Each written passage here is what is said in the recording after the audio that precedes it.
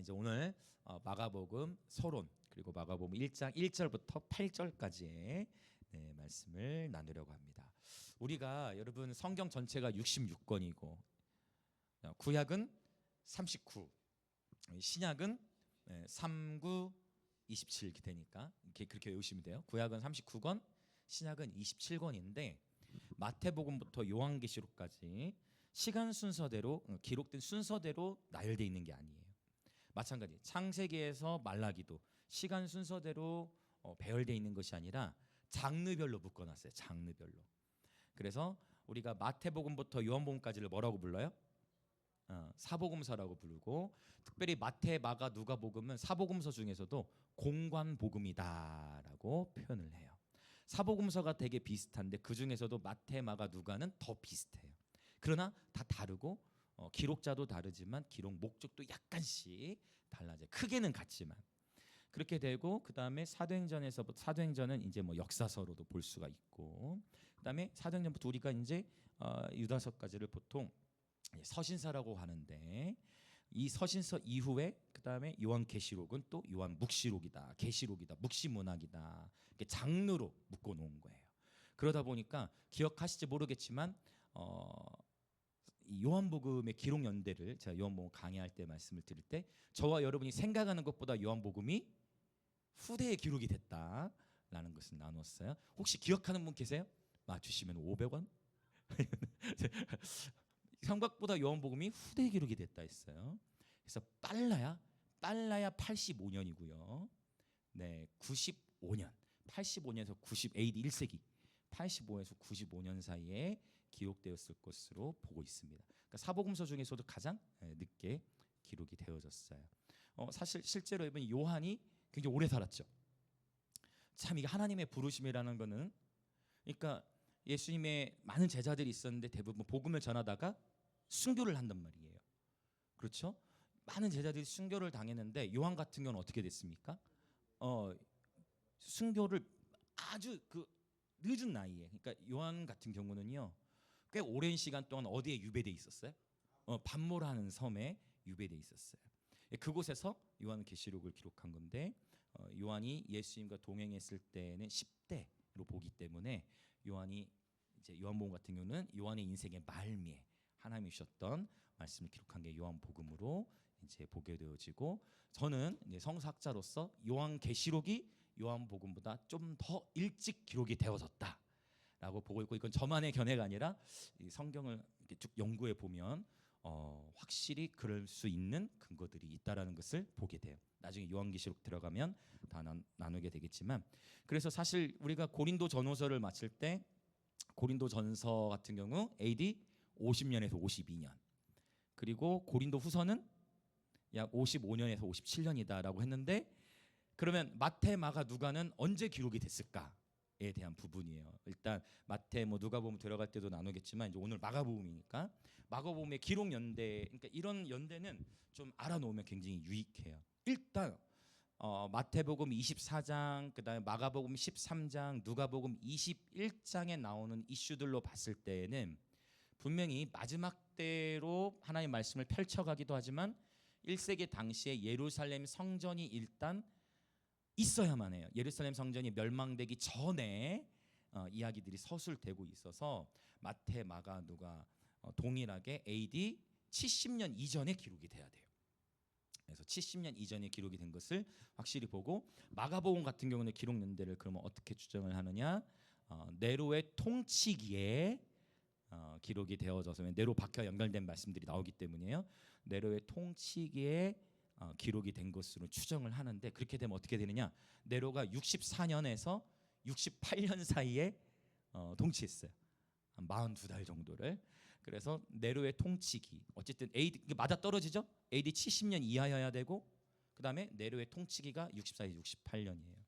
그래서 아마도 이 마가복음은 64년에서 예루살렘 성이 멸망하기 전까지니까 64년에서 69년 사이에 기록이 되어졌을 것으로 학자들은 추정을 하고 있습니다. 그러니까 생각보다 우리 생각을 이제 좀 열어야 돼요. 서신서가 더 빨리 기록된 거예요.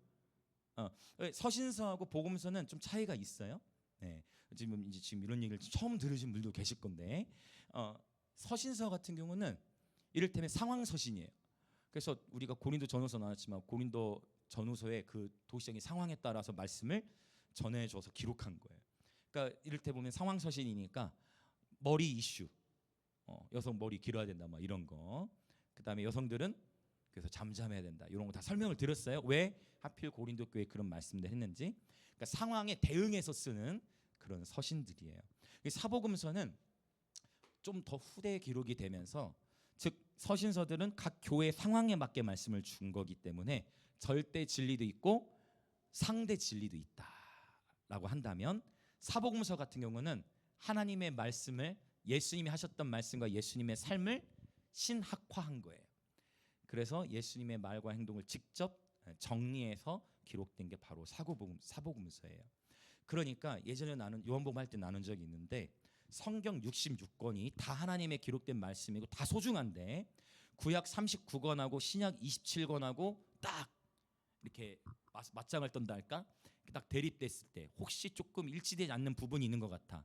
그러면 구약에 더 우선순위를 둬야 될까요? 아니면 신약에 더 우선순위를 둬야 될까요? 무조건 신약에 우선순위를 둬야 돼요. 자, 그러면 이제 더 나아가는 거예요. 신약 중에서 사복음서에 더 우선순위와 가치를 둬야 될까요? 아니면 서신서에 더 우선순위를 둬야 될까요? 그렇지, 이렇게 찾아오시는 거예요. 이 얘기 하려고 지금 좀 길게 설명한 거예요. 사복음서에 더 우선순위가 돼야 돼. 그러니까 이게 되지 않으니까, 이러한 신학, 이러한 해석하는 방법이 갖춰지지 않으니까, 여자들은 무조건 머리를 길러야 합니다. 머리를 컷하면, 죄송해요, 우리가 그렇다는 게 아니고 머리를 컷하면 타락했어, 이렇게 돼요. 여러분은 지금 이런 얘기 한 번 들어본 적 없으시겠지만 저는 어렸을 때 많이 들었어요.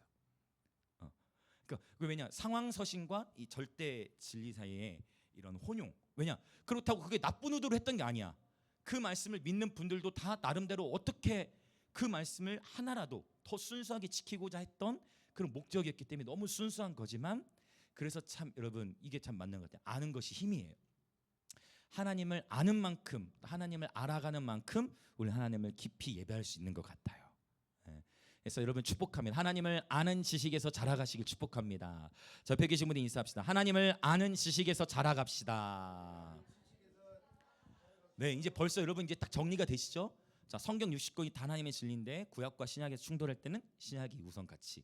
신약 중에서도 서신서와 사복음서 충돌할 때는 사복음서, 이걸 중심으로 예수님이라면 어떻게 하셨을까, 예수님이라면 뭐라고 말씀하셨을까를 기준으로 전체 이 말씀들을 조명해 보기 시작하면, 그러면 이제 길이 보이기 시작해요. 자, 그래서 64년부터 69년에 마가복음이 기록이 됐다. 장르별로 묶어 놓았다. 마태, 요한복음은 좀 더 늦게, 훨씬 늦게 기록이 됐고, 마태, 마가, 누가 중에 가장 일찍 기록이 된 것은 마가복음으로, 이게 전통적인 견해예요. 학자들은 그렇게 언급을 하고 있어요. 그럼 여기 이 마가복음의 저자 이름이 마가잖아요. 이 마가 혹시 어디서 본 것 같지 않습니까? 이 마가가 어디에 나올까요?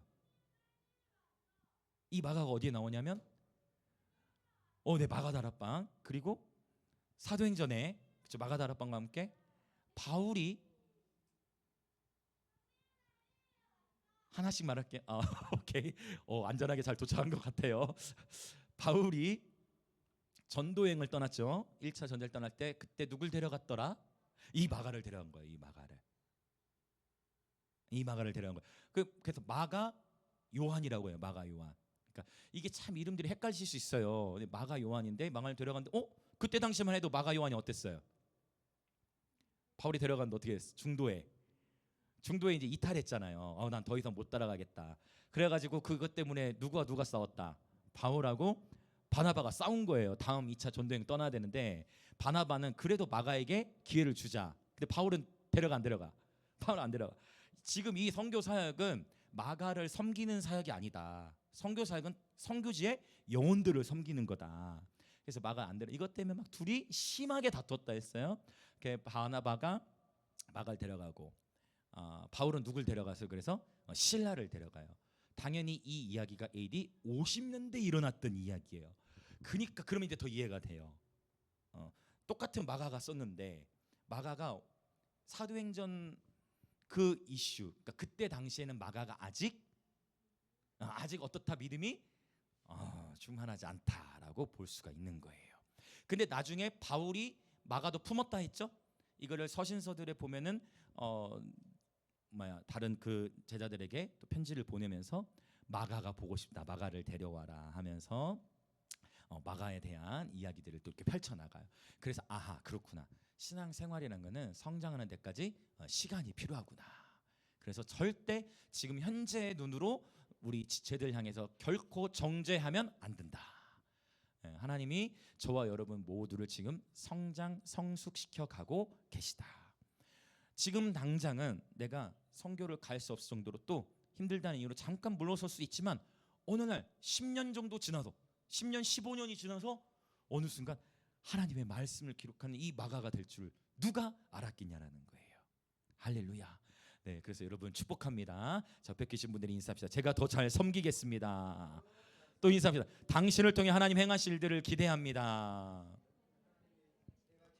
그렇죠, 그렇죠. 네, 분명히 그 10년, 15년 전에는 마가가 준비되지 못한 것 같지만 보십시오. 이 이제 마가복음을 보면 마가는요 굉장히 이렇게 결단한, 이 마가복음은 굉장히 속도가 빨라요, 진행이. 그래서 마가복음을 이제 헬라어로 쭉 보면 이게 이제 자꾸 짧게 하려고 하는데 길어져서 죄송한데 이제 성령의 인도하심을 저는 따르겠습니다. 그런데 요즘에 노력하고 있는 거 아시죠, 여러분? 노력하고 있습니다. 마가복음을 보면 신기하게 동사가 현재 형태가 많이 기록되어 있어요. 현재 형태가. 그게 뭐냐면은 굉장히 현재에 관심이 많은 거야. 그리고 복음의 역동성, 그리고 실제 단어도 즉시, 곧이라는 단어가 다른 복음서는 비교할 수 없을 정도로 많이 나타나고 있는 것을 보게 되어집니다. 자, 우리가 이 지금 마가복음을 이제 보게 될 거, 저도 이제 기대가 돼요. 마가복음 이제 16장까지 하나님이 어떻게 이 말씀을 이끌어 가실지 굉장히 기대가 되는데, 자, 마가복음의 핵심 주제는 이걸 기억하시면 좋아요. 이제 자, 설명을 드릴게요. 기독론과 제자도, 이게 마가복음의 핵심 주제예요. 그러면 기독론이라는 건 뭐냐? 예수님이 누구시냐? 예수님이 어떤 분이신가? 이거에 대한 이야기예요. 제자도, 우리 십자가의 도는 이미 배웠잖아요. 그럼 제자도라는 건 뭐겠어요? 제자의 길이에요. 그러니까 기독론과 제자도가 주제의 핵심, 마가복음 전체 주제이고, 그러면 기독론과 제자도를 쉽게 설명하면 예수님이 누구이시고 예수님이 어떤 분이신지에 대해 마가복음 기록되어 있고, 그 다음에 우리가 예수님을 어떻게 따라갈 것인가, 또 예수님을 따른다는 것은 무엇인가에 대한 이야기예요. 예수님은 누구이시고 예수님을 따른다는 것은 무엇을 의미하는가에 대한 이야기입니다. 자, 이 이제 마가복음을 먼저 구조를 한번 간략하게 잡아보면 1장 1절부터 13절은 서론이고, 마가복음은 흥미롭게, 그러니까 하나님은 참 너무 재밌으신 분이셔가지고 맞다고 하는 것 같아. 나임이었나? 오늘 나임이가 예배 강호인데 회개가 터져가지고 회개가 기도하는데 기도를 끊을 수가 없더라고. 무슨 일이었을까? 그건 모르겠지만 갑자기 원래 분명히 지난주에는 형제 우애에 대해 메시지 하겠다고 그랬는데 오늘 설교 딱 듣더니 나 오늘 이거 하겠다고 다비리 하는데 얼마나 사랑스러운지 몰라요. 우리 우민 하민이까지. 또 딴 얘기 잠깐만 하자면, 우리 또 허재 집사님이 성탄 선물을 가져오셨는데 이렇게 섬세한 선물은 처음 봤어. 12월 1일부터 24일까지 하루에 한 개씩 열어볼 수 있는 그거를 그러니까 아이들에게 선물을 주시는데 너무 그게 마음이, 야, 어떻게 이렇게 섬세하게 할 수 있을까? 그래서 이제 내년부터 이제 채훈이 도훈이 같이 합류하기로 가족 회의가 다 맞춰 있어야 했는데 또 너무 좋아요. 우리 허재 집사님은 아이들 설교 들으면서도 우세요. 지금 은혜가 아주 충만하신 것 같은데 딴 얘기해서 죄송합니다. 나임의 소리가 들려가지고 하나님 우리의 다음 세대들을 만나주고 계시는 줄 믿습니다. 너무 이 아이들도 기대가. 여러분, 심지어 이렇게 마가처럼 중도에 이탈하기도 하고 했던 사람마저도 하나님이 사용하셨는데, 하면 우리의 자녀들, 저는 애들에게 얘기해요. 다 얘기해. 우민이 하면할 때까지도 얘기해. 너희들이 목사님보다 더 빠르다. 목사님이 너희들만한 나이 때는 이렇게 배우지도 못했을 뿐더러 이렇게 신앙생활을 하지 못했다.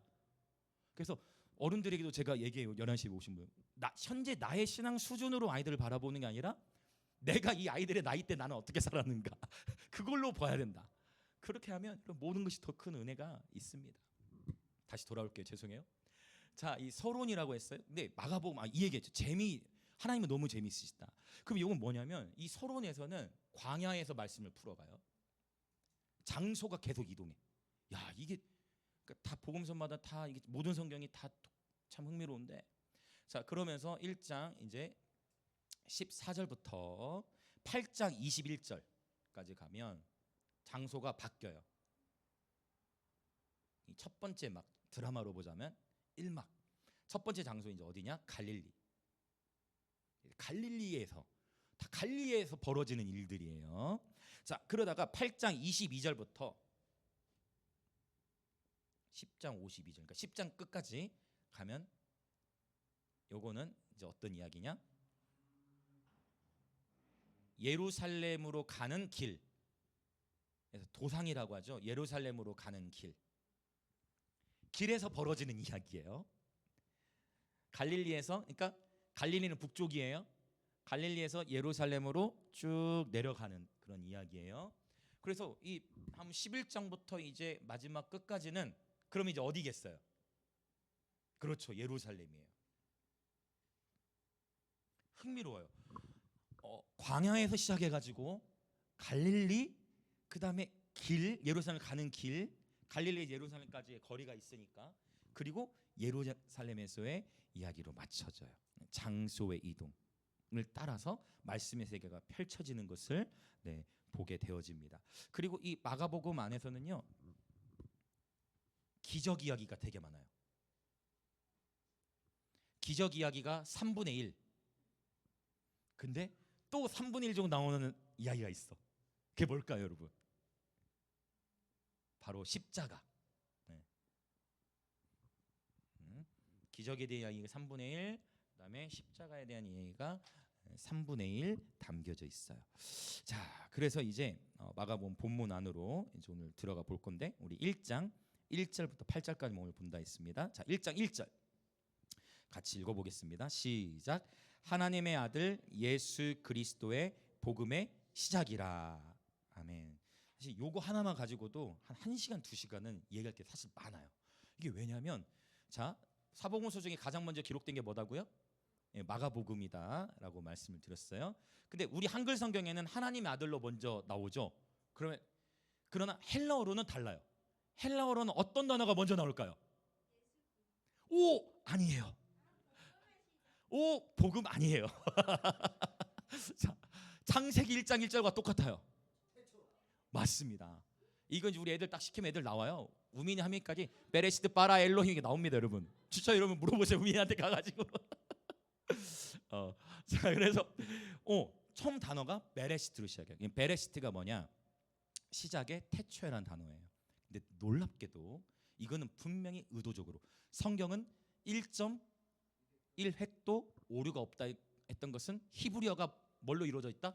점과 선으로 이루어져 있는 글자이기 때문에 1.1획도 오류가 없다고 하는 거예요. 그래서 이 하나님의 말씀이 마가복음의 시작에 처음 나오는 단어는 뭐냐면 아르케라는 단어예요. 아르케. 이 아르케라는, 그러니까 아까 베레시트는 히브리어라면 이 아르케는 헬라어겠죠. 이 아르케, 바로 그 태초에라는 그 단어, 시작이라는 단어를 갖고 있어요. 그러니까 창세기가 창조의 시작을 이야기한다면 마가복음은 바로 복음의 시작을 우리에게 보여주고 있다라는 것입니다. 자, 그래서 또 어떻게도 볼 수 있냐면,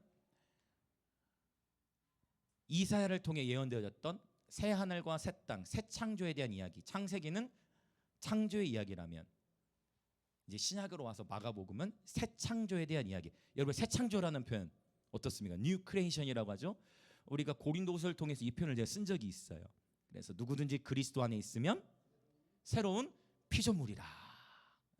새 창조를 말하고 있어요. 그래서 뉴 크리에이션, 새 피조물, 새 창조예요. 이전 것은 지나갔으니 보라 새 것이 되었도다. 즉 예수님이 이 땅에 오심으로 새로운 세계가 열리게 된 줄 믿습니다.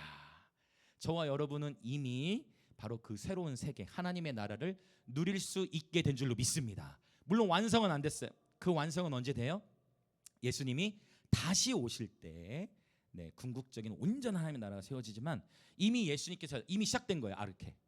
일부러 이 단어를 썼다는 거예요. 복음의 시작을 창세기처럼. 이미 예수님이 이 땅에 오심으로 하나님 나라 열렸어. 어제도 얼마나 어제 오신 분들은 동일한 얘기를 해요. 얼마나 감사한지 몰라. 제가 이렇게 자꾸 얘기하는 거는 거리에 언제든 놀러 오시라 이 표현을 하는 거예요. 얼마나 현지가 매주마다 복지관 전체를 다 데려올 것 같아. 그래서 제가 보니까 야 얘가 완전 그 사마리아 여인이다. 그 사마리아 여인이 예수님 만나고서 완전 사마리아 마을 다 복음 전도 시켰잖아요. 그 한 명씩 더 늘어나. 어제 진짜 7명을 데렸어. 7명을. 그래가지고 데려오면 그냥 저희가 안 보내죠. 꼭 제가 축복 기도를 받게. 애들이 기도도 얼마나 잘 받는지 몰라요. 댓글도 얼마나 잘 남기는지 몰라. 그래서 애들 막 격려해주고 하는데 정말 제가 지난주에도 말씀드렸지만 애들이 천국을 누리는 표정 같아. 얼굴이 그렇게 밝고 제 글로도 남겼죠. 뭐 행복하다는 거야. 야 현직이 네가 행복하니까 나는 더 행복하다. 얼마나 감사한지 모르겠어요. 여러분 하나님의 나라를 이미 저와 여러분에게 주신 줄 믿습니다. 그래서 누가 보면 이런 표현도 있어요. 적은 무리여 두려워하지 말라. 너희 아버지께서는 그 나라를 너희에게 주시기를 기뻐하시느니라 라고 했어요. 여러분 그 하나님의 나라를 누리시기 축복합니다. 지금도 주님은 그 하나님 나라 안에 있는 기쁨과 평안으로 저와 여러분을 새롭게 하시는 줄 믿습니다. 복음의 시작에 대한 이야기가 마가복음 안에 담겨져 있어요. 또 마가복음에서는 아까 말씀드린 기독론 예수님이 누구신가 지금 1장 1절부터 선포하는 거예요. 예수님이 누구시다. 1장 1절부터 선포하는 거예요. 하나님의 아들이시다. 이걸 선포하는데 놀랍게도 이 마가의 기록으로부터 해서 나중에 15장에 가서 보면 이방인 백부장이 보라 그는 진실로 하나님의 아들이었다. 이 표현은 이 마가복음에 들어있는 거예요. 그러니까 사복음서와 비슷하지만 또 다르다 있어요. 이런 부분이 약간씩 차이가 있다. 그래서 마가복음에서 특별히 예수님이 누구신가를 계속 얘기하는데 하나님의 아들을 벌써 1장 1절에서부터 강조해서 보여주고 있는 것을 우리가 볼 수 있습니다. 자 이제 2절과 3절 들어가 볼게요. 2절 3절 시작. 선지자 이사야의 글에 보라 내가 내 사자를 내 앞에 보내노니 그가 내 길을 준비하리라. 광야에 외치는 자의 소리가 있어 이르되 너희는 주의 길을 준비하라. 그의 오실 길을 곧게 하라. 기록된 것과 같이. 여러분 이거 어디서 많이 본 것 같지 않습니까? 이 말씀이 어디에 있죠? 오케이 자 그럼 한번 찾아볼까요? 이사야 몇 장일까요 여러분? 자 40장 본문 접어 놔주시고 이사야 40장 3절. 자 이사야 40장 3절. 자 같이 한 목소리 읽어보겠습니다. 40장 3절 시작. 외치는 자의 소리여 이르되 너희는 광야에서 여호와의 길을 예비하라. 사막에서 우리 하나님의 대로를 평탄하게 하라. 아멘. 자 그러면 이제 우리는 또 여기서 생각해야 돼. 제가 예전에 이제 이런 부분 신약에서 구약을 사용하는데 항상 똑같이만 쓰이지 않았다라고 표현했는데 여기서 지금 여러 좀 생각해볼 필요가 있어요. 자 지금 분명히 이사야 40절이 인용된 건 맞죠? 분명히 왜냐하면 마가조차도 선지자 이사야의 글이라고 표현했기 때문에. 그런데 이 40장 3절에 없는 표현들이 있어요. 어떤 표현일까요? 자 사막과 광야는 좀 비슷하게 볼 수 있어요. 맞아요. 그 단어가 비슷하게 볼 수 있어요. 자 또 그렇죠. 대로가 그렇죠. 길 바뀌어지고 이런 차이들이 있어요. 근데 보다 좀 더 이런 단어적인 차이뿐만 아니라 중요한 어구가 하나 없어. 이 40장 3절에는 뭐냐면 지금 여러분 잘하고 계세요. 이렇게 여러분이 계속 찾고 생각하고 하는 시간들이 굉장히 중요해요. 자 스스로 우리 묵상할 수 있는 힘을 지금 이런 시간을 통해 세워져 가요. 자 어떤 어구가 없냐면 광야에 외치는 자의 소리가 있어 이르되 너희는 주의 길을 준비하라. 그의 오실 길을 곧게 하라. 단어들이 약간 달라지긴 했지만 이 부분은 이사야 40 분명히 언급이 연결된다 할 수 있는데 문제는 그 위에 보라 내가 내 사자를 내 앞에 보내노니 이 부분이에요. 이건 어디 있어요 그러면? 이런 게 이제 문제예요. 자 이게 마가가 이사야의 글에 있다는데 이사야 40장 3절에는 내가 내 사자를 내 앞에 보낸다까지 표현이 이렇게 돼 있으면 이것도 이사야에서 언급된 게 아닐까. 이제 우리가 이런 부분에 있어서 해석할 때 굉장히 훈련이 필요해요. 그래서 지금 마가는 그러면 여기는 어디 나오느냐? 성경의 다른 본문에 있어요. 예. 그러니까 이제 이런 거예요. 성경을 하나님의 감동에 의해서 기록을 되게 하셨는데 분명히 요한을 통해서도 우리가 봤던 것처럼 하나님 행하신 모든 행적과 모든 것을 다 기록하려면 이 세상에라도 그분이 행하신 일들과 모든 정보들을 다 담을 수 없다라고 했기 때문에 어떤 부분들은 알 것으로 생각하고 그냥 생략하거나 뭐 그걸 우리가 다 알 수 없어. 나중에 이제 마가에게 물어봐야죠.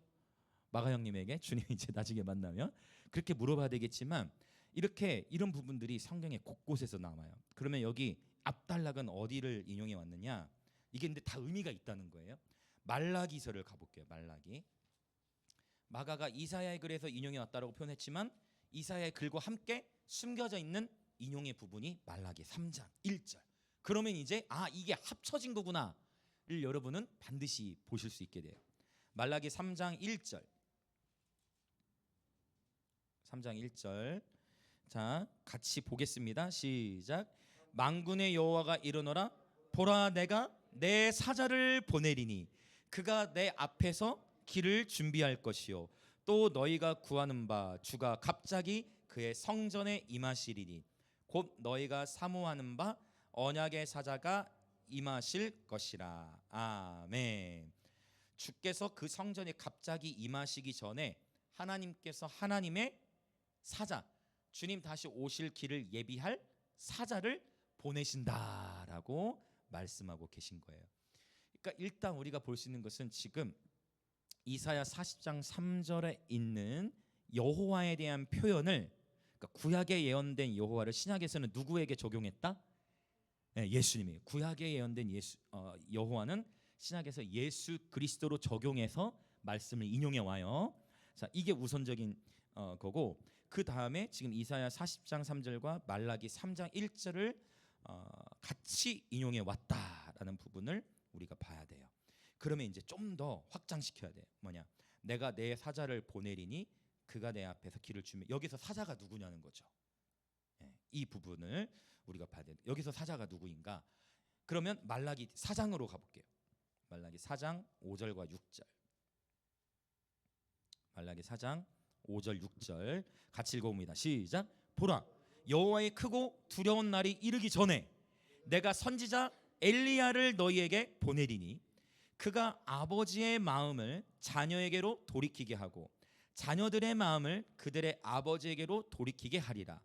돌이키지 아니하면 두렵건대 내가 와서 저주로 그 땅을 칠까 하노라 하시니라. 자, 제가 아까 서론 부분에서 서신서는 그 교회 상황에 맞게 대응하는 그런 편지였다면 사복음서는 신학한 거다라고 했어요. 말라기서는 BC 약 400년에서 430년대에 기록이 된 거예요. 그러니까 말라기로부터 그러면은 마가복음까지 시간이 얼마 정도 흐른 거예요? 400년에서 많게는 500년 정도, 보통 400년으로 이제 우리가 표현하는데 400에서 500년 정도의 시간이 이제 흘러간 거예요. 그 시간 동안 기록되는 말씀이 하나도 없어. 여기서 우리가 깨달을 게 있어요. 여러분, 400년이라는 시간 동안에 이 빈 공백이 있죠. 이때는 성경에 기록이 없지만 그럼에도 불구하고 하나님을 신실하게 섬기는 자들이 있었겠어요, 없었겠어요? 당연히 있다는 거예요. 이러한 공백기도 기록이 안 됐을 뿐이지. 그래서 하나님은 역사의 주관자이신데 이 400년이라는 시간에, 그래서 갈라디아서에서는 이 표현을 어떻게, 이 400년 시간을 어떻게 표현했냐면 때가 참해 하나님께서 그 아들을 보내셨다 이렇게 표현해요. 400년이라는 시간을 기다린 후에라고 이렇게 표현해요. 우리에게는 400년이 너무나 긴데 하나님에게는 400년이나 1년이나 하루가 어마어마하죠. 하루가 1000년 같고 1000년이 하루가 돼. 그래서 예전에 한번 나눈 적이 있을 거예요. 히브리어로 이 알레프라는 자음이 숫자를 표기할 때 1도 나타내지만 1000도 나타내요. 문맥에 따라서 1을 의미하기도 하고 1000을 의미하기도 해. 주께는 하루가 1000년 같고 1000년이 하루 같다 했어. 이 400년의 시간이 흘러간 끝에 이제 주님이 나타나는데, 그러면 보세요. 분명히 말라기 400년 전에 누굴 보낸다 했어요. 아까 3장에서는 길 예비할 사자를 보낸다 했는데 분명히 말라기 4장에서 누구 보낸대요? 엘리야를 보낸대. 그러면 400년 후에 엘리야가 왔습니까? 이게 이제 문제예요. 엘리야가 왔을까요? 요 부분. 자, 분명히 엘리야를 보내신다는데 과연 엘리야가 진짜 왔느냐? 라는 부분이에요. 엘리야가 어떻게 됐습니까? 엘리야를 진짜 기다렸을 거예요. 왜? 엘리야가 안 죽었잖아. 죽음을 보지 않고 불만을 구름을 타고 올라갔잖아. 그러니까 진짜 이 말씀을 받던 사람들은 진짜 엘리야가 다시 올 걸 기다렸다는 거예요. 진짜로 다시 올 걸 기다렸어. 그런데 주님이 이 말씀을 이제 누굴 향해서 표현하시느냐? 맞습니다. 이거 한번 읽어볼게요. 마태복음으로 한번 가봅니다. 오늘 좀 성경을 여러 곳 많이 찾죠? 11장 한번 가보죠. 11장 14절. 자, 11장 14절을 읽겠습니다. 시작. 만일 너희가 즐겨 받을진대 오리라 한 엘리야가 곧 이 사람이니라. 아멘. 여기서 말하는 이 사람 앞에 써 있죠? 모든 선지자와 율법에 예언한 것은 요한까지는. 그러니까 침례 요한이 옛 시대와 새 시대에 딱 기로점이 있는 거예요. 그래서 바로 그 오리라 한 엘리야가 바로 이 침례 요한이었다. 이거를 정확하게 풀어주신 거예요. 말라기서에서 말했던 바로 그 오리라 한 선지자, 바로 그 엘리야, 그가 누구였다? 그렇죠. 그가 바로 침례 요한이다. 자, 하나만 더 찾아볼까요? 이제 누가복음, 나중에 다 보겠지만 누가복음 1장 17절 한번 보겠습니다. 누가복음 1장 17절 같이 읽을게요. 시작.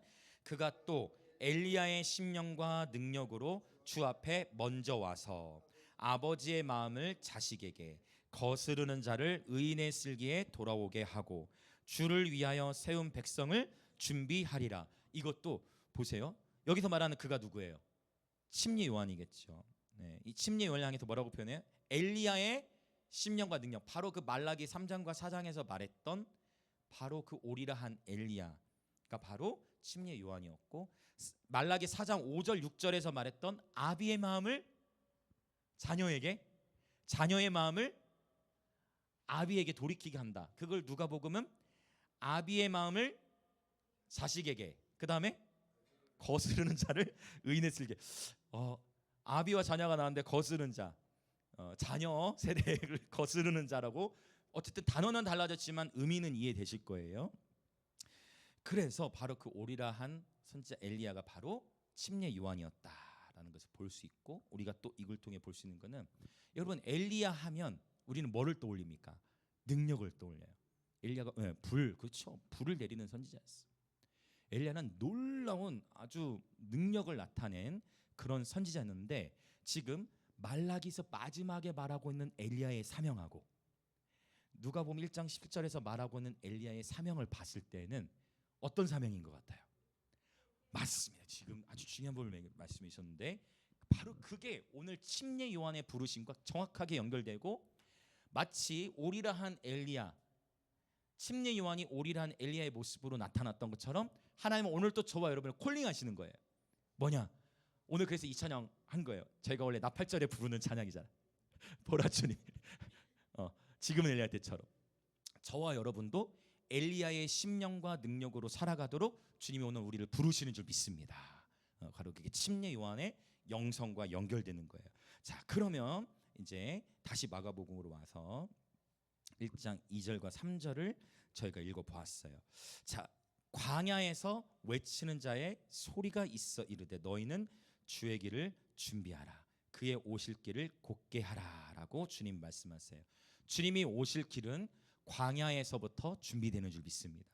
그래서 하나님께서 저와 여러분의 삶에 광야와 같은 인생, 광야와 같은 바로 그 인생을 허락하시는 거예요.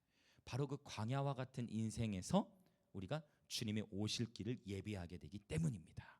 그래서 이거는 조금 여러분 참 뭐라고 할까요? 쉽지 않은 이야기지만 광야가 축복이에요. 참 어려운 얘기입니다. 광야가 축복이에요. 광야의 시즌을 통해 우리는 하나님을 더 알아가게 돼. 그러니까 광야의 시즌과 가나안의 시즌인데, 가나안의 시즌은 모든 게 풍족하다 보니 간절함이 사그라들게 되는 거예요. 그러니까 하나님께서 전쟁의 스타일을 바꿔버리죠. 가나안 땅에 들어가서는 이제 또 강한 민족들, 이것들 봐라, 이것들이 또 너무 쉽게 생각하네 하고 하나님이 또 가나안의 족속들을 통해서 전쟁을 막 벌이게 하면서 긴장의 끈을 놓지 못하게 하시는 것들을 보게 됩니다. 마가복음의 시작도 이 광야 이야기로 시작한다라는 거예요. 자, 그래서 여러분 축복합니다. 하나님께서 저와 여러분을 광야에 외치는 자의 소리로 부르신 줄 믿습니다. 그게 우리 영광의 임재 교회가 지금 하고 있는 거예요. 우리가 지금 그렇게 외치고 있는 거야. 그렇게 연지 공원에서도 외치는 거고, 그렇게 도시적인 예배 가운데서도 외치는 거고, 광야에서 주님이 오신다는 걸 외치는 거예요.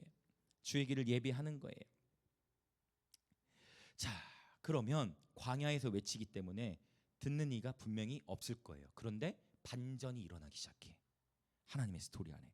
자, 이제 볼까요? 4절 봅시다.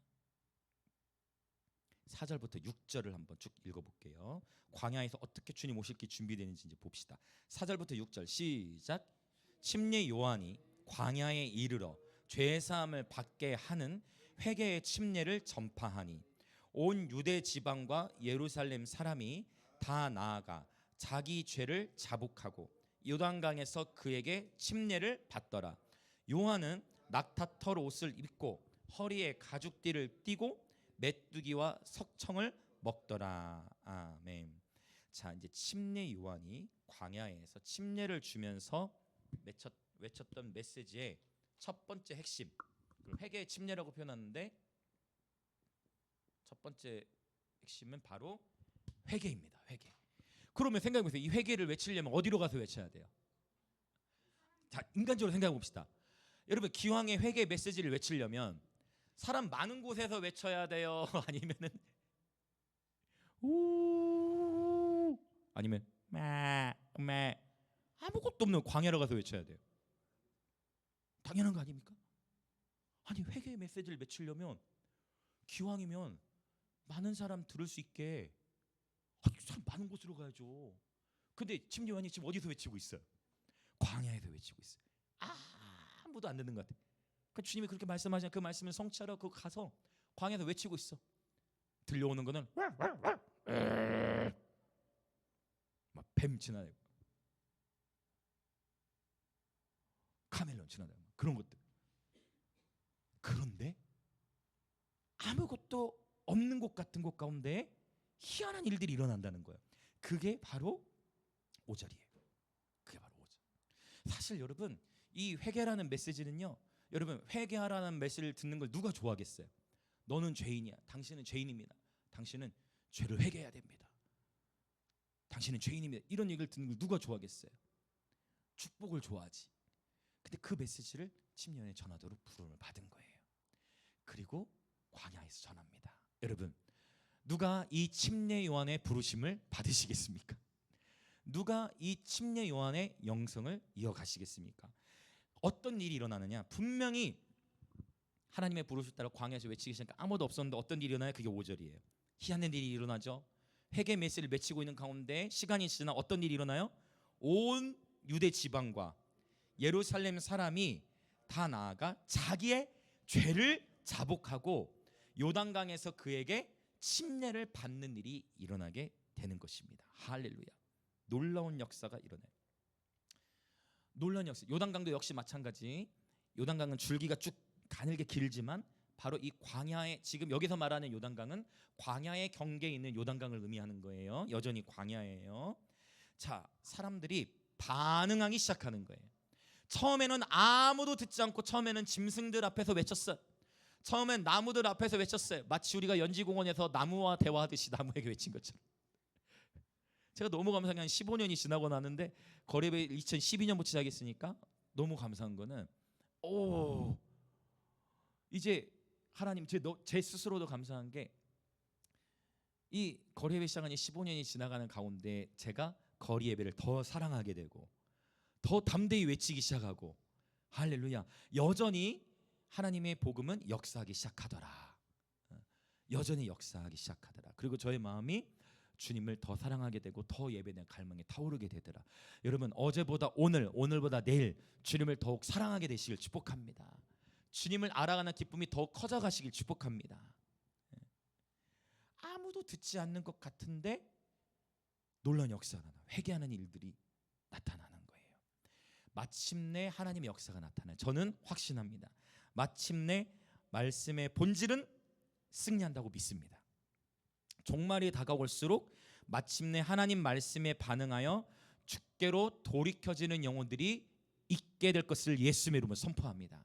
마침내 하나님 말씀, 우리가 아모스를 통해서도 말씀하듯이 말씀을 듣지 못한 기갈, 말씀의 홍수시대라고 하는 가운데서도 결국 말씀의 본질을 붙잡고 나아가는 공동체 가운데에 하나님은 종말론적인 승리의 기름을 부으시고 하나님이 놀라운 부흥의 역사를 허락할 줄 믿습니다.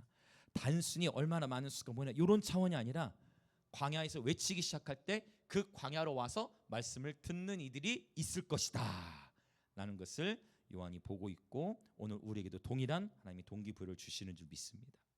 이것이 바로 종말론적인 부흥의 징조요 사인이라는 것입니다. 자, 이제 그럼 더 보면 6절에 보면 요한이 낙타털 옷을 입고 허리에 가죽띠를 띠고 메뚜기와 석청을 먹더라. 이것도 어디서 봤던 표현이냐? 열왕기하 1장에 나오는 표현이에요. 바로 이 엘리야도 역시 어떻게 표현하느냐? 털이 많은 사람이다. 그러니까 이거 보세요. 요한이 그러니까 엘리야는 원래 털이 많았어. 근데 오리라 한 엘리야가 그게 자신이라는 것을 침례원이 그럼 알았다는 걸 몰랐다는 거예요. 자, 다시 열왕기하 1장 8절에 보면 엘리야는 털이 많은 사람이고 허리에 가죽띠를 띠었대요. 근데 요한은 어떻게 했어요? 요한은 원래 털이 많았나? 그게 아니에요. 요한은 원래 털이 많았던 게 아니고 요한은 어떻게 했어요? 요한은 원래 엘리야처럼 원래 털이 많았던 게 아니고 낙타털 옷을 입고 가죽띠를 띠었대. 그러니까 이 띠도 원래 누가 했던 거예요? 이런 스타일, 이 패션, 엘리야 패션. 그러니까 엘리야의 패션을 여러분 이게 한번 여러분 묵상해 보세요. 엘리야의 패션을 침례 요한이 지금 이사야 이 40장의 말씀 선포하면서 분명히 침례 요한은 말라기 3장 1절 이거 지금 같이 인용해 왔잖아요. 내가 내 사자를 내 앞에 보내리니. 그러니까 오리라 한 엘리야가 자신에게도 그 부르심이 왔다라는 것을 알았다는 거예요. 그러니까 자신은 털이 없는데 그거를 상징적으로 자기는 털이 없으니까 어떻게 해? 낙타털 옷을 입어버려. 그리고 또 어떻게 해? 벨트도 내고 상징적으로 이렇게 표현해 나가는 거예요. 너무 신기하죠. 너무 재밌죠. 그러니까 모델링에서 자기가 그렇게 부르심을 취하기 시작하는 거예요. 네, 이거 진짜 묵상해 볼 필요가 있어요. 자, 하루에 가죽띠를 띠고 그 다음에 메뚜기와 석청을 먹더라. 레위기 11장에 보면 음식으로 허용되는 곤충 중에 이 메뚜기과 그 메뚜기로 이제 단백질을 섭취했겠죠. 그러면서 이 석청은 뭐예요? 꿀이잖아요. 메뚜기와 꿀을 먹으면서 그러니까 굉장히 자기 자신을 좀 절제시킨 금욕주의적인. 예전에 제가 나눈 적이 있을 거예요. 1세기 당시 여러 파가 있었는데 아마도 침례 요한은 어떤 파와 연결될 것이다. 에세네파 쪽과 연결될 것이다. 금욕주의적으로 광야에 가서 생활했던 그러한 공동체와 굉장히 연결될 수 있을 것이다라고 말씀을 드린 적이 있어요. 그러니까 지금 1장 6절은 침례 요한이 바로 자기가 오리라 한 엘리야씀을 명확하게 보여주고 있는 것입니다. 자, 그래서 침례 요한이 받았던 사명이 침례 요한은 분명히 회개의 침례를 주었다 했어요. 회개의 메시지를 전함과 동시에 조금 전에 우리 말라기 3장 4장 누가복음 1장을 통해 봤던 것처럼 어떤 능력을 크게 나타내느냐 그거보다 엘리야의 심령이 침례 요한에게 임해서 주님이 하기 원하시는 사역은 바로 회복의 사역이다라는 것을 볼 수 있어요. 근데 우리가 좀 더 구체적으로 나가서 보면요, 아버지의 마음을 자녀에게, 자녀의 마음을 아베게라고 표현된 것은 뭐냐면 회복은 회복인데 특별히 공동체적인 이 시대의 아비의 마음, 어미의 마음, 저와 여러분 안에 스승의 마음을 넘어서는 영적 아비와 어미의 마음이 가득 차시길 축복합니다. 이것은 내가 육신으로 낳은 가족일 수도 있죠. 육신으로 낳지 않더라도 여러분을 통해 많은 영적인 자녀들이 세워지시길 예수님을 축복합니다. 여러분을 통해 많은 영적 다음 세대들 자녀들이 세워졌으면 좋겠어요. 근데 항상 이 순서가 먼저라는 거예요. 부모로서 자녀가 변화되기를 원하지만 자녀의 마음이 부모에게가 아니라 말씀의 순서는 어떻게 돼 있어요? 아비의 마음이 자녀에게 먼저 가야 돼. 아비 어미의 마음이 자녀에게 먼저 가야 돼. 해밀이가 격렬하게 지금 끄덕끄덕하는 것 같은데. 아비 어미의 마음이 자녀에게 먼저 가요. 그 때로는요, 나이가 어린데 하나님 아버지의 마음이 부어지면 나이가 어리지만 나이 어린 사람이 영적 아비 어미로서 품어야 될 수도 있어. 갑자기 여러분, 아비의 마음이 자녀에게. 제가 어제 얼마나 제가 어제 보민이 거리에 와가지고 같이 그 식사를 하는데, 보민이가 이제 학교 대학 준비 중이잖아요. 세상에 보민이 아빠 보민이를 왜 적금을, 이게 아버지 사랑이구나. 몇 년이라는 시간을, 금액이 꽤, 이건 비밀이에요 여러분. 아니 보민이는 안 들을 거니까 지금. 야, 이게 아버지 사랑이구나.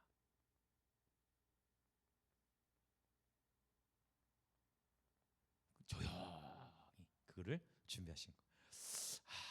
그래서 이제 저는 우리 보민이 아버지는 윤지사님께 앞으로 인생에 잘 섬겨주실 거라 생각하고 저는 기도하고 있거든요. 네, 보민이 아버지도 주님께로 돌아오게 될 것입니다. 저는 확신해요.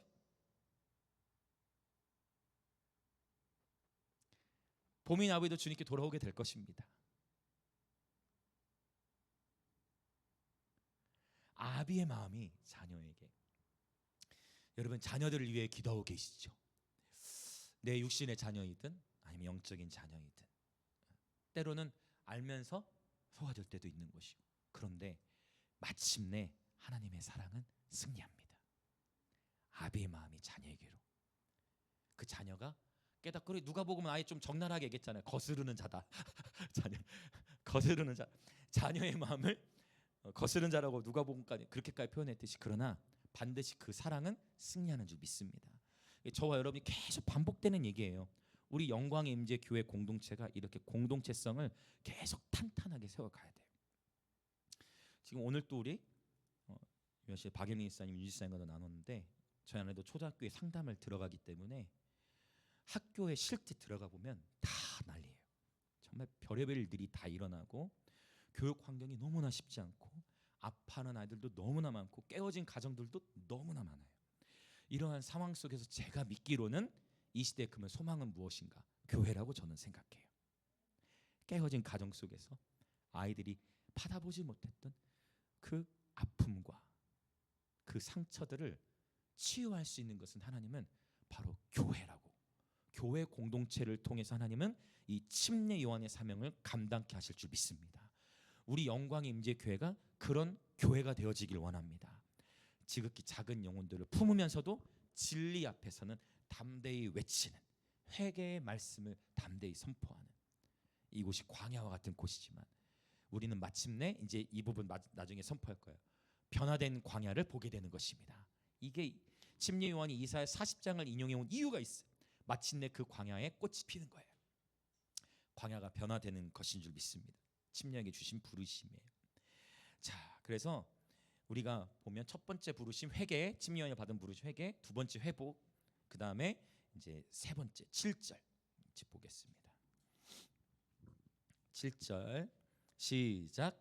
그가 전파하여 이르되 나보다 능력 많으신 이가 내 뒤에 오시나니 나는 굽혀 그의 신발끈을 풀기도 감당하지 못하겠노라. 아멘. 이 7절 부분이 오늘날 우리 모든 이들의 큰 과제예요.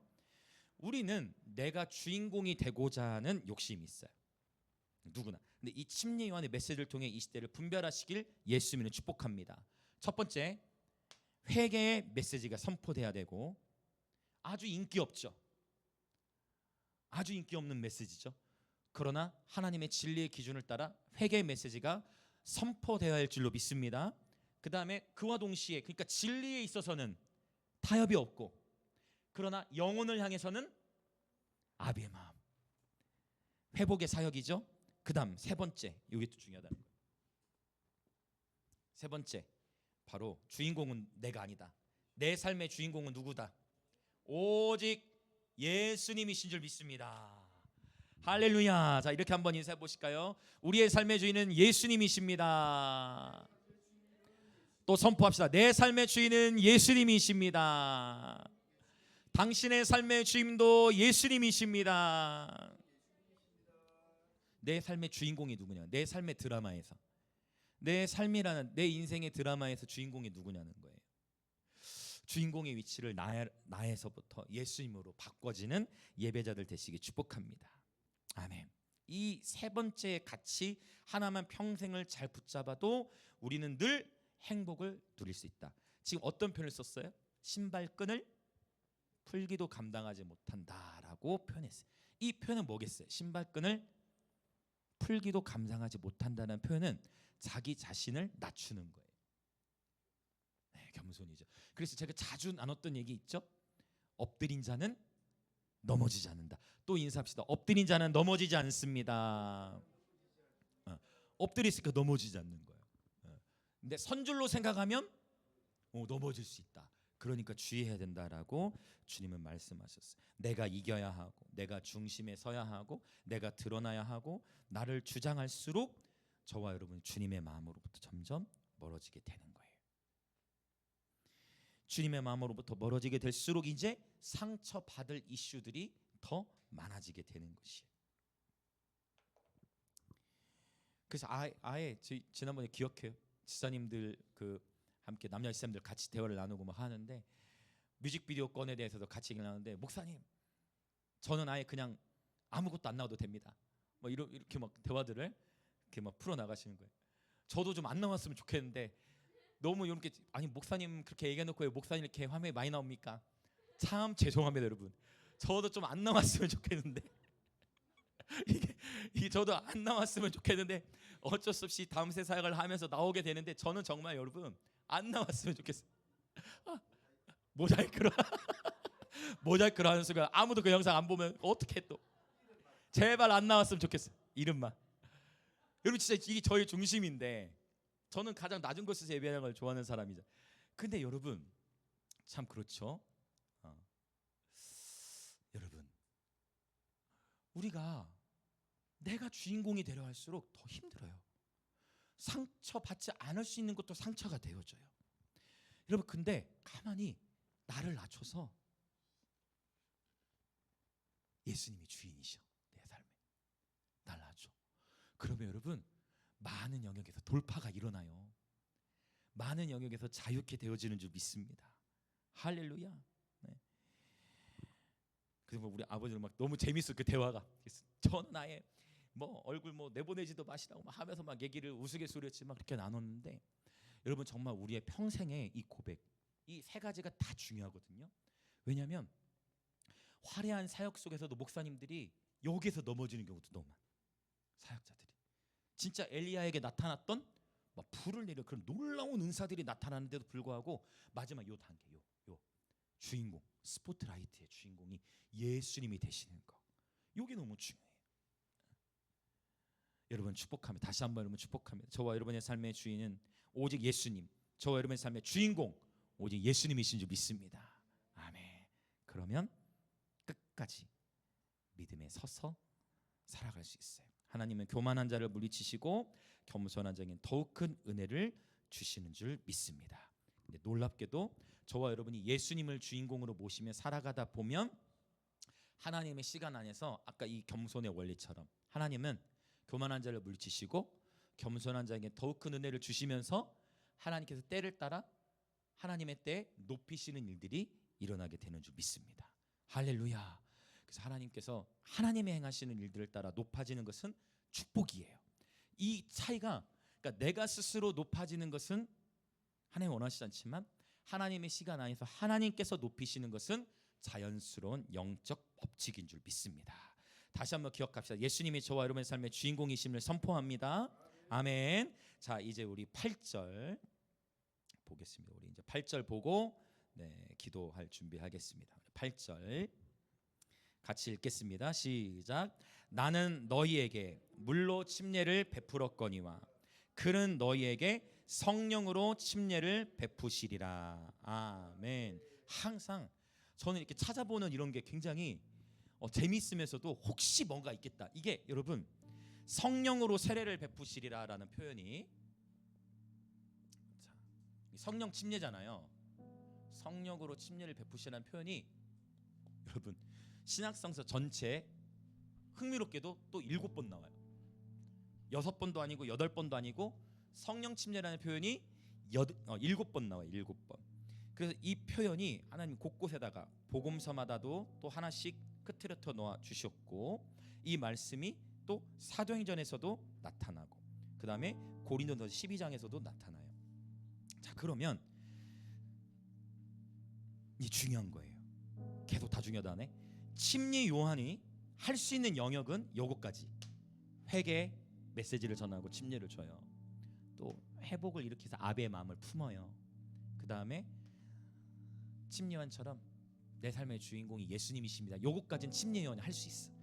근데 이제 오직 침례 요한이 할 수 없는 영역이 있으니 그게 뭐냐면 바로 성령 침례예요. 그러면 이 침례는 우린 침례교니까 침례를 준다는 것은 밥티죠. 물에 완전히 잠기는 것을 의미해요. 물에 완전히 잠기는 것을 의미해요. 물에 완전히 잠기는 것을 의미해요. 그런데요, 그러면 이 침례 물에 완전히 잠기는 거, 완전히 잠긴다. 이 단어를 그래서 우리가 어떻게 표현할 수 있느냐? 성령 침례를 이렇게 바꿀 수 있었어요. 성령 충만. 완전히 잠기는 거, 성령에 잠기는 거, 성령의 충만함. 그래서 바울은 너희의 속사람을 성령의 능력으로 충만케 하옵시며 강건케 하옵시며라는 표현을 써요. 여러분 할렐루야. 날마다 성령으로 충만하시길 예수님을 축복합니다. 마침 딱 말씀의 시즌이 연결되는데, 여러분 조선 목사님 불금 예배 그 연합 예배 때 딱 들었던 예시 중에 하나가 이것과 연결돼요. 밑 빠진 독에 물을 부으면 효과가 있을까요, 없을까요? 어떻습니까, 여러분? 밑 빠진 독에 물을 부으면 우리를 이제 항아리라 보고, 우리를 질그릇이라 보고, 밑 빠진 독에 물을 계속 부어요. 물은 계속 저장이 안 되겠죠. 근데 방법이 있어요. 방법이 어떻게 하는 거죠? 그 밑 빠진 항아리를 물에다 넣어버려.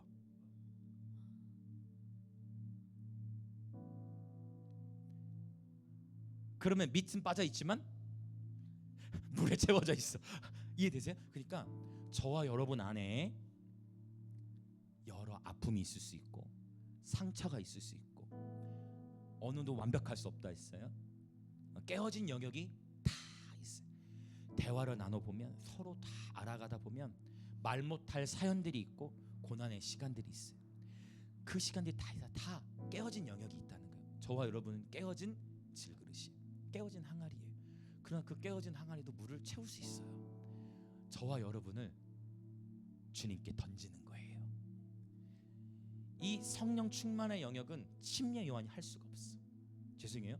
제가 아무리 메시지를 전하고 회개 말씀을 선포하고 교만해서가 아니라 죄송해요. 정말 한 영혼을 천하보다 귀히 여기는 그러한 사랑으로 제가 최선을 다해서 정말 재지 않고 약자를 더 돌보면서 최선을 다해 사랑하고 섬기고 우리의 삶은 오직 예수님이고, 이거를 저와 여러분이 계속해 나가는 과정 속에서도 침례 요한이 이건 할 수 없는 영역이라는 거예요. 이거는 어떻게 가능하느냐? 그는 너에게 성령으로 침례를 베푸시리라. 저와 여러분이 결국 예수님께로 나아가야만 합니다. 예수님께 나 자신을 던져야 돼. 예수님께 나 자신을 내어 던지면 그분의 시간 안에서 우리에게 성령으로 충만케 하시는 줄 믿습니다. 성령 충만함의 열쇠는 은사를 받는 데 집중하는 게 아니에요. 성령 충만함의 열쇠는 저와 여러분이 예수님께 가는 것입니다. 성령 충만의 열쇠는 굉장히 중요하다 했어요. 3번이 목회자인 저 혼자만이 아니라 저와 여러분 우리 모두가 요한을 바라보는 것이 아니라, 성령 충만함의 열쇠는 요한을 바라보는 게 아니라 예수님을 바라보는 것이에요. 아멘. 성령 충만의 열쇠는 내 주변의 환경을 바라보는 것이 아니라, 아무도 없지 당연하지 광야니까. 성령 충만의 열쇠는 내 환경을 바라보는 게 아니라 예수님을 바라보는 것이에요. 그러면 그분께서 저와 여러분에게 성령으로 침례를 주시는 줄 믿습니다. 주님 말씀하시죠. 누구든지 목마르거든 내게로 와서 마셔라. 나를 믿는 자는 성경의 이름과 같이 그 배에서 생수의 강이 흘러나오리라. 저와 여러분이 예수님께로 가면 예수님께서 생명수를 부어주시는 줄 믿습니다. 그러니까 강이 흘러나온다는 건 뭐예요? 충만하다는 거예요. 넘쳤다는 거예요. 지금 주님이 저와 여러분 안에서부터 생명의 성령이 흘러나오시게 될 줄로 믿습니다. 생명의 성령으로 흘러나오시게 될 줄 믿어요. 자, 이제 한 가지 더 보고 이제 기도하려고 해요. 아까 바로 그 이사야 40장 3절의 말씀을 침례 요한이 인용해 오면서 광야에서 외치는 가운데 광야와 같은 곳이 어떤 변화가 일어나는가, 이걸 보고 이제 기도하려고 해요. 43장으로 가겠습니다. 43장 16절부터 21절. 43장 16절부터 21절 시작. 나 여호와가 이같이 말하노라. 바다 가운데 길을, 큰 물 가운데 지름길을 내고 병거와 말과 군대 용사를 이끌어내어 그들이 일시에 엎드러져 일어나지 못하고 소멸하기를 꺼져가는 등불 같게 하였느니라. 너희는 이전 일을 기억하지 말며 옛날 일을 생각하지 말라. 보라, 내가 새 일을 행하리니 이제 나타낼 것이라. 너희가 그것을 알지 못하겠느냐? 반드시 내가 광야에 길을, 사막에 강을 내리니 장차 들짐승 곧 승냥이와 타조도 나를 존경할 것임. 내가 광야에 물을, 사막에 강들을 내어 내 백성 내가 택한 자에게 마시게 할 것임이라. 이 백성은 내가 나를 위하여 지었나니 나를 찬송하게 하려 함이니라. 아멘. 18절에 너희는 이전 일을 기억하지 말며 옛날 일을 생각하지 말라 했어요. 그럼 여기서 말하는 이전 일은 무엇이냐면, 여기서 말하는 이전 일은요, 바로 16절과 17절에 일어났던 일이에요. 즉 뭐냐, 16절과 17절의 내용은 어떤 이야기 같아요? 맞습니다. 홍해를 갈랐던 이야기예요. 홍해를 갈랐던 이야기. 홍해를 가르셨던 그 하나님의 행하심의 일들을 말하고 있는 거예요. 그러면 보세요. 홍해를 갈랐을 때는 하나님께서 가르신 걸 보고 그대로 넘어갔단 말이에요. 그렇죠? 근데 보세요. 그걸 기억하지 말래요. 그러면 옛날 일을 생각하지 말래. 보라, 내가 새 일을 행하는데, 그럼 지금의 시즌은 어떤 시즌이냐? 그게 14절에 나와 있어요. 바로 어떤 시즌이냐? 이제는 지금 이 이사야 43장의 시즌은 어떤 시즌이냐? 바벨론으로부터 빠져나와야 할 시즌인 거예요. 그러니까 애굽에서부터 빠져나오는 시즌의 전략과 바벨론에서부터 빠져나오는 시즌의 전략이 다르다라는 것을 주님 말씀하신 거예요. 너희는 그때 그 일을 그것도 감사한 일이지만 그것에만 머물지 말라는 건, 나는 이제 새로운 방식으로 일할 것이다라는 거예요. 그때와 같은 방식이 아니라 새로운 방식으로 일할 것이다라고 말씀하세요. 여러분, 애굽의 적이 더 셀까요? 바벨론의 적이 더 셀까요? 여러분, 바벨론이 더 세요. 역사적으로도 물론 애굽도 그 당시에는, 출애굽기 당시에는 애굽이 당연히 강대국이었지만 전 세계 역사로 봤을 때 그 애굽보다 더 강력했던 제국이 바벨론 제국이에요. 이 얘기는 뭐냐면, 저와 여러분이 신앙생활 해 나간다고 해서 우리에게 적이 없어지는 게 아니라는 거예요. 내가 성숙해가고 내가 주님을 알아갈수록 내게 맞붙여 주시는 적의 레벨도 어떻게 된다? 내가 레벨 2, 3, 4 레벨이 막 99까지 가는데 원수를 그대로 레벨 1로 놔두지 않는다는 거예요. 우리를 성장시켜 갈수록 우리 앞에 또한 여전히 거센 파도는 있다. 그래서 그 거센 파도를 타는 법을 배워야 돼. 영적 전쟁에 강한 용사들로 일어나시길 축복합니다. 그래서 그것은 뭐냐? 하나님을 온전히 신뢰하는 거예요. 할렐루야. 하나님을 온전히 신뢰하는 거. 자, 보세요. 이 바로 새로운 일이 일어나는 거예요. 이전에는 하나님이 가르시는 걸 보고 그대로 있고 하나님이 가르시면 건너가면 됐어. 그러나 이제는 다르게 말씀하신 거예요. 너희가 뭐 하라는 거예요? 광야에 가서 외치라는 거예요. 너희가 광야에 가서 외쳐. 바로 그 사막에서 주님 오실 길을 예비해. 너희가 그렇게 순종하면, 그러니까 홍해 시즌은 주님이 여시고 따라가면 됐어. 그러나 이 바벨론의 돌파의 시즌에서는 너희가 광야에서 외쳐. 너희가 선포해. 너희가 선포하고 외치면서 주의 길을 준비해. 그러면 그때 주님께서 어떻게 하시겠다는 거예요? 강을 흐르게 하신다는 거예요. 할렐루야. 여기서 말한 이 강이 이 성령의 강과 연결되어지는 그 상징인 거예요. 할렐루야. 아멘. 할렐루야. 그래서 저와 여러분은 변화된 광야를 보게 될 줄로 믿습니다. 이 시간 함께 우리 이제 기도하겠습니다. 자, 하나님 아들 예수 그리스도의 복음은 이미 시작되었어요. 오 예수님, 회개의 메시지를 받아들입니다. 엘리야에게 부어주셨던 회복의 심령, 그 아비의 마음을 우리에게도 부어 주시옵소서. 예수님, 내 인생에서 내가 주인공이 아니라, 내가 높아지고자 하는 것이 아니라 오직 예수님만이 주인공 되시옵소서. 예수님만이 우리 삶의 주인공이심을 고백합니다.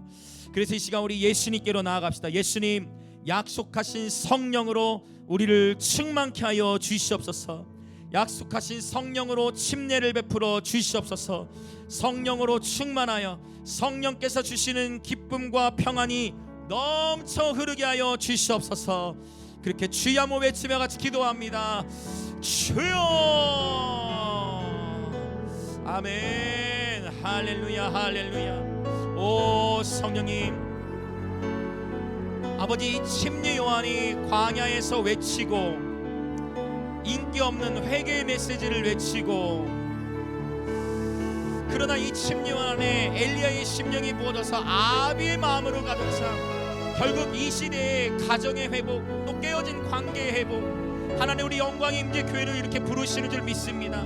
진리에 있어서는 타협이 없고, 그러나 한 영혼을 향해서는 진정 천하보다 귀히 여기며 사랑하며 섬기는 하나님, 그러한 교회 공동체 되게 하시고, 우리 삶의 오직 유일한 주인공은 예수님이심을, 내 삶의 주인공이 내가 아니라 내 삶의 주인공이 예수님이 되시도록 오늘 이 시간 나의 삶을 예수님께 내어드립니다. 오늘 이 시간 나의 삶을 예수님께 내어드립니다. 오늘 이 시간 나의 삶을 예수님께 내어드립니다. 오 예수님, 아무리 침례 요한이 회개의 침례를 주고 엘리야의 심령으로 나아가 사역하고 예수님만을 드러내는 가운데서도 결국 이 메시지를 듣는 이들이 침례 요한에게서부터 예수님에게로 가야만 하듯이, 우리 사랑하는 영광임에게 모든 지체들이 바로 지금 예수님께로 나아갑니다. 바로 지금 예수님께로 나아갑니다. 주의 성령으로 충만케 하여 주옵소서. 성령으로 침례를 베풀어 주셔서 우리 속에서부터 이 기쁨의 강물이 넘쳐 흐르게 하소서. 평강의 강물이 넘쳐 흐르게 하소서. 하나님의 뜻을 행하고자 하는 갈망이 넘쳐 흐르게 하여 주시옵소서. 아멘.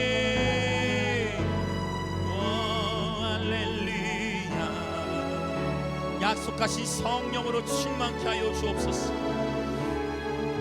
아멘. 아멘. 아멘. 아멘. 할렐루야. 예수님, 예수님, 예수님. 아멘.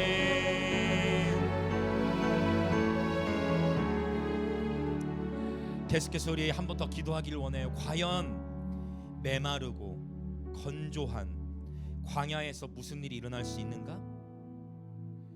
과연 광야에서 주의 오실 길이 준비될 수 있는가? 주님은 우리에게 예스, 주님의 언약의 말씀으로 말씀하세요. 보라, 내가 새 일을 행하리니 이제 나타낼 것이라. 내가 광야의 길을, 사막의 강을 내리니 너희는 그곳에서 나를 찬송하게 될 것이라. 광야와 같은 우리 인생에 주님께서 길을 내시고 강물이 흐르게 하시는 줄 믿습니다. 광야와 같은 저와 여러분의 삶의 자리, 우리들의 가정과 또 개인의 삶과 건조함과 메마름이 있습니까? 그러한 광야와 같은 인생 가운데에 주님의 그 광야를 변화시켜 강물이 솟아나게 하실 것입니다. 변화된 광야를 보게 하실 것입니다. 그리고 바로 그 광야에서 주님은 우리의 찬양을 받으실 것입니다. 그리하여 우리는 주님께 영광을 올려드리게 될 것입니다. 오 예수님, 광야와 같은 도시에 우리를 보내주셔서 감사합니다. 이곳에 주님께서 길을 내시고 성령의 강물이 넘쳐 흐르게 하여 주시옵소서. 광야에서 주님 오실 길을 예비하는 자들을 통해 변화된 광야를 보게 하여 주시옵소서. 광야에서부터 주님 오실 길이 다시 놓이게 하여 주옵소서. 그렇게 광야와 같은 우리의 인생, 광야와 같은 도시가 성령의 능력으로 말미암아 변화되어질 지어다. 그렇게 주여 외치며 같이 기도하시겠습니다. 주여. 아멘. 오 할렐루야. 오 예수. 오 예수. 오 하나님,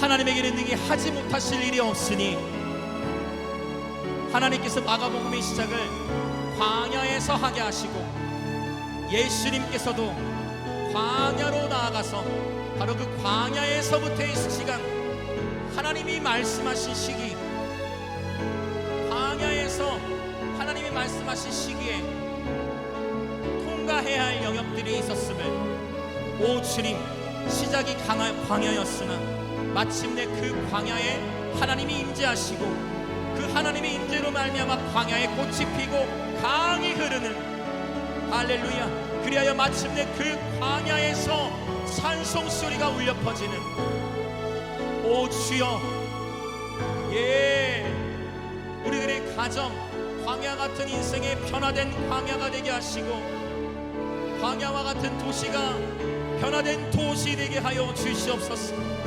아버지, 그렇게 되도록 하시기 위하여 진리에는 타협이 없게 하시고 엘리야의 심령과 능력으로 우리도 무장하여 아비 어미의 마음으로 가득 차게 하시며 오직 우리 삶의 주인공이 예수님이심을 선포하고 인정하며 예, 그렇게 살아가도록 주님, 그러할 때에 변화된 광야를 보게 하실 주님을 온전히 신뢰합니다.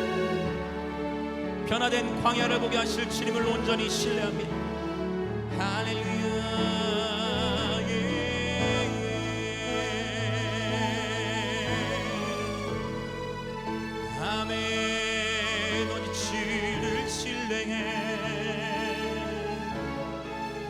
아멘. 오주 나의 하나님, 지금 간절히 원하네, 주만 원하네. 영원히 신실하신 주 반석 위에 서 주만 신뢰해. 오주 나의 하나님, 지금 간절히 원하. 변화된 광야를 상상하십시오. 비록 지금은 혼자인 것 같고, 비록 지금은 외롭고, 비록 지금은 메마르고, 비록 지금은 건조하십니까? 비록 지금은 건조한 가운데 있습니까? 걱정하지 마십시오. 두려워하지 마십시오. 하나님께서 이끄십니다. 마침내 그 광야가 변하여 꽃이 피게 하시고 그 광야에 강이 흐르게 하실 것입니다. 아멘, 아멘, 아멘. 할렐루야, 할렐루야. 저와 여러분의 가정도 주님 손에 올려드립시다. 저와 여러분의 가정이 광야와 같습니까? 주님께서 변화된 곳이 되게 하실 것입니다. 하나님의 임재로 말미암아 꽃이 피게 하실 것입니다. 강물이 흐르게 하실 것입니다. 그리고 우리 가정 속에서부터, 가정에서부터 주님께 대한 찬양이 울려 퍼지게 될 것입니다. 아멘, 아멘, 아멘. 이 도시가 건조합니까? 이 도시가 메말랐습니까? 주님이 저와 여러분을 보내셔서 이 도시가 변화된 광야, 이 도시에 꽃이 피고 강이 흐르도록, 그리하여 이 도시에서부터 하나님이 영광을 받으시게 될 것입니다. 아멘. 오주 나의 하나님, 지금 간절히 원하네, 주만 원하네. 영원히 신실하신 주 반석 위에 서 있네. 충만시길래. 자, 이 시간 우리 다시 한번 성령 안에서 기도하기 원하는 것은, 자, 특별히 기도가 필요한 지체분들이 있습니다. 특별히 지금 신지사님의 큰아들 정렬 형제, 그리고 그 외에도 아파하는 지체들, 여러 다양한 어려움 가운데 있는 지체들, 이 시간 우리가 성령 안에서 함께 기도하는 하나님, 혹 광야와 같은 시간대를 통과하고 있는 지체들이 있다면 하나님, 우리가 믿음으로 함께 섭니다. 성령님을 환영합니다. 성령께서 당신의 영으로 충만케 하셔서 능히 그 광야의 시간대를 성령의 충만한 가운데 돌파케 하여 주시옵소서. 믿음에 믿음을 더하여 주시고 하나님만이 행하실 수 있는 일들을 행하여 주시옵소서. 이전 일을 기억하는 것이 아니라 보라 새 일을 행하실 하나님을 기대하며 믿음으로 전진해 나아가고 일어설 수 있도록, 그렇게 성령 안에서 주여 한번 외치시며 같이 중보기도하며 나아갑시다. 주여, 예, 할렐루야, 예.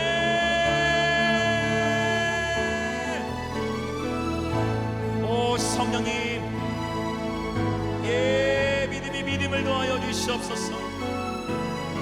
성령님, 서로가 서로를 축복하며 기도합니다. 아버지, 기도로 성령 안에 하나 됩니다. 예, 주님, 우리 안에 넘치는 자비와 긍휼을 베푸셔서 함께 충고하는 자리에 섭니다.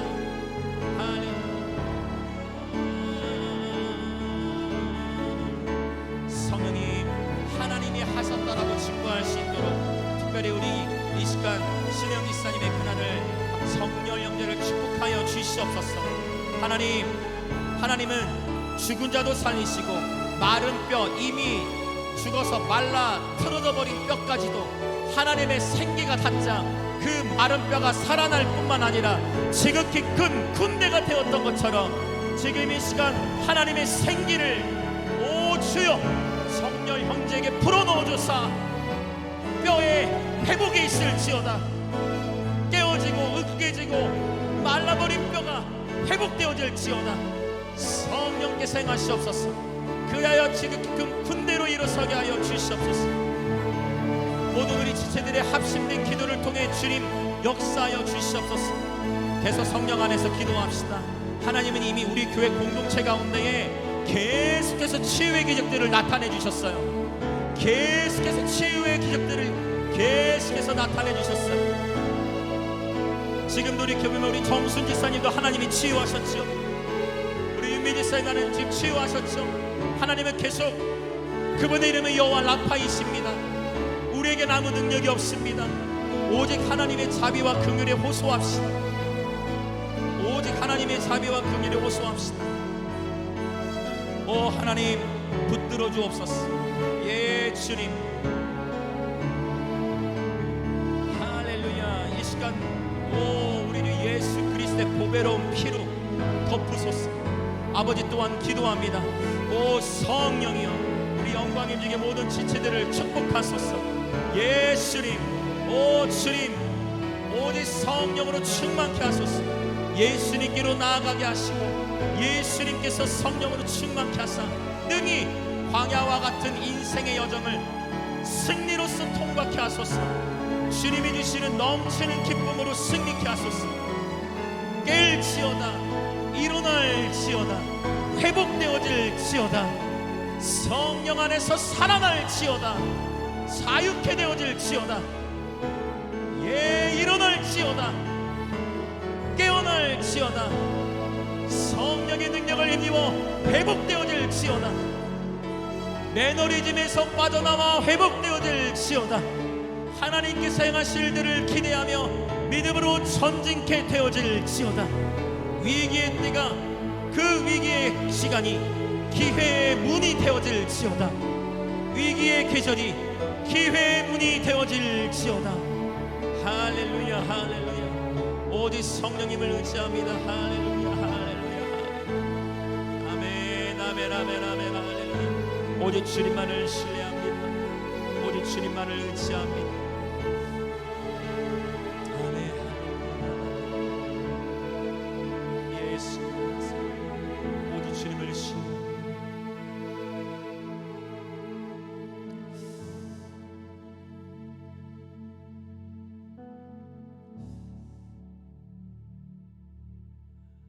언제나 신실하신 하나님, 마가복음에 하나님, 오늘부터 이 마가복음이 시작되는데 이 복음의 시작이 광야에서 시작된 것을 보게 하십니다. 하나님, 이것은 끝이 아니라 시작임을, 하나님께서는 마침내 이 광야가 변화된 것을 마가복음을 통해서 또한 보게 하실 것이고, 하나님, 이 침례 요한을 통해 바로 이사야 40장의 말씀을 통해 하나님, 그 광야가 마침내 광야에서 외치기 시작할 때 그 건조하고 그 메마르고 고독하고 외롭고, 그러나 그 광야에서 외치기 시작할 때에 그곳에 길이 놓이게 되고, 할렐루야, 그곳에 길이 놓일 뿐만 아니라 강이 흐르게 되고 더 나아가 꽃이 피게 되는 것을 보게 하실 하나님, 그리하여 바로 하나님이 하셨다라고 증거하며 바로 그 변화된 광야에서 찬송 소리가 울려 퍼지게 하실 하나님, 우리의 인생을 변화된 광야, 우리의 인생을 변화시키시고 이 도시를 새롭게 하실 주님을 기대합니다. 그렇게 행하실 주님을 찬양합니다.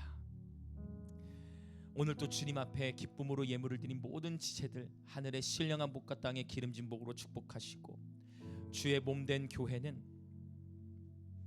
아버지 계속해서 이 도시를 섬기고 도시적인 집회를 준비하고 또 다음 세대를 섬기고 예배 앨범 사역을 하고, 하나님, 더 나아가 감비아와 인도와 북한, 더 나아가 열방을 하나님 우리에게 주신 무기 예배로 더욱 넘치도록 섬길 수 있도록 하나님 재정의 기름을 부어 주옵소서.